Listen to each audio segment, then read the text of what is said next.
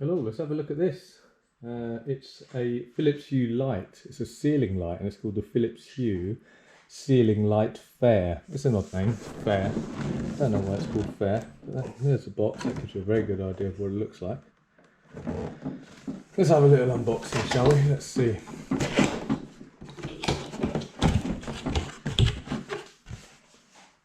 How to get started book. I'll be honest, it's not a very exciting box. Cheap cardboard feel. Remote, just a standard remote. Not one of the newer fancy ones that replace your wall lights, but I guess that's to be expected. They're not for everyone.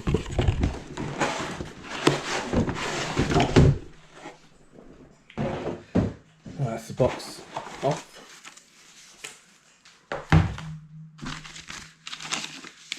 Regulations, instructions. Nothing too exciting.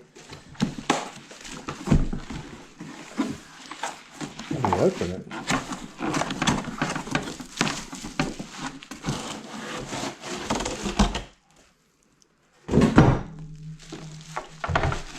Oh, I'll need some scissors. Bear with me.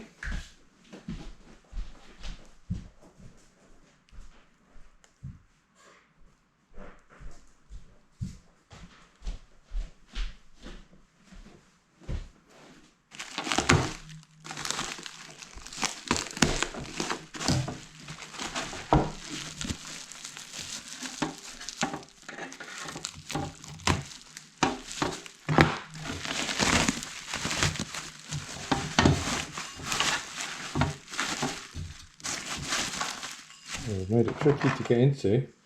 Lots of sellotape. Not sure why they needed quite so much sellotape, but there we go.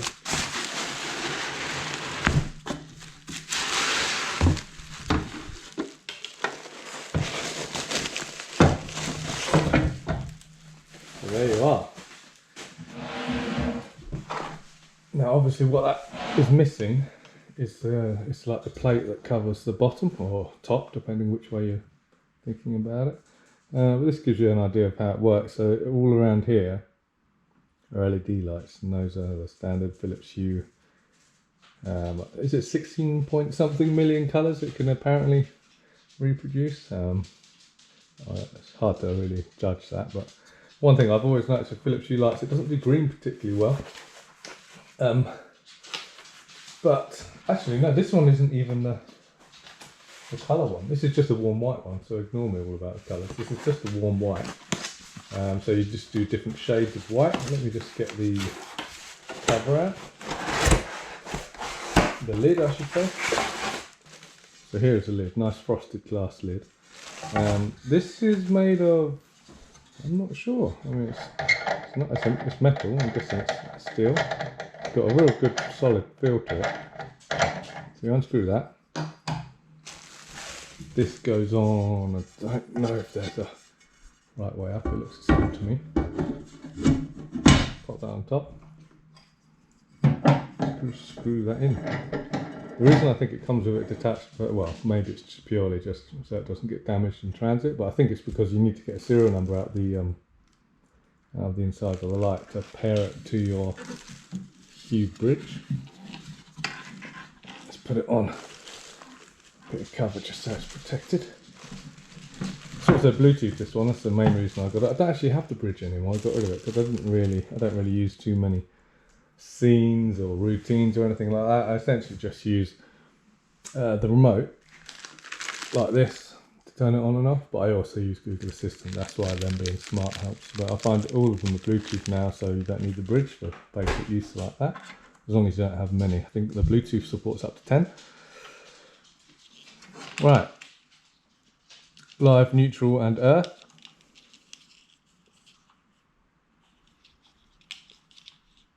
I'll connect that. I won't show that because it's not very exciting. And then we'll get it set up on the app. I thought maybe I will show you basically how I install it. A lot of people use Wago connectors now. This comes with an old, I don't even know what you call these. An old something, a chop box is it? So you want to take this off to expose just the earth wire, And you want to do the same with these two. I'm guessing these are similar to Wago connectors. I'm not sure exactly. Take these all off. Well, that's what I'm going to do anyway. And this is what you need to do if you have Wago connectors. Take them all off so you've just got the wires. So here they are now all exposed. You've got your earth. The focusing isn't great. You've got your live is the brown and your neutral is the blue.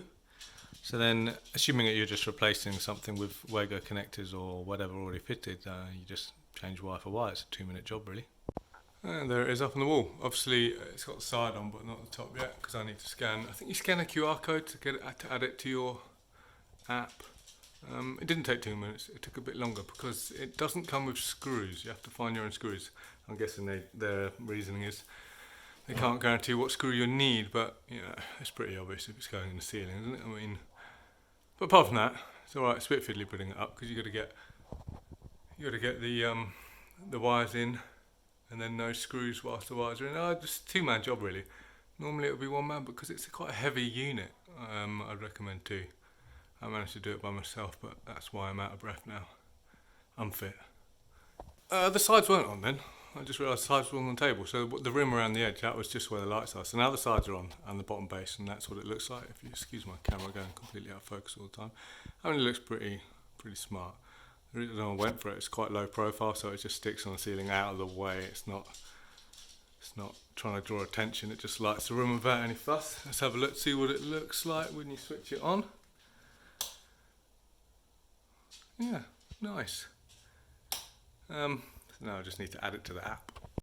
Right, it's finally set up to my Google Home. It took a while. It wouldn't work initially. The Google Home would see it, but it wouldn't connect to it. There's something weird going on. It certainly wasn't a seamless setup. I had to factory reset the light, and then it worked fine. So now it's on Google. You should be able to go, hey Google, turn off the main light. Got it. Turning the main light off. Hey Google, turn on the main light. Set the brightness to 5. Oh, a bit impatient. Set the brightness to 5. Sure. Setting 3 lights brightness to 5%. Yeah, so it's done that. I've got Philips Hue bulbs and that. So it's doing them all. Maybe you just have to say, hey Google, set the main light to 8. I'll just do it on an individual light. So yeah, it's not bad, pretty good. There you have it. Any questions, let me know.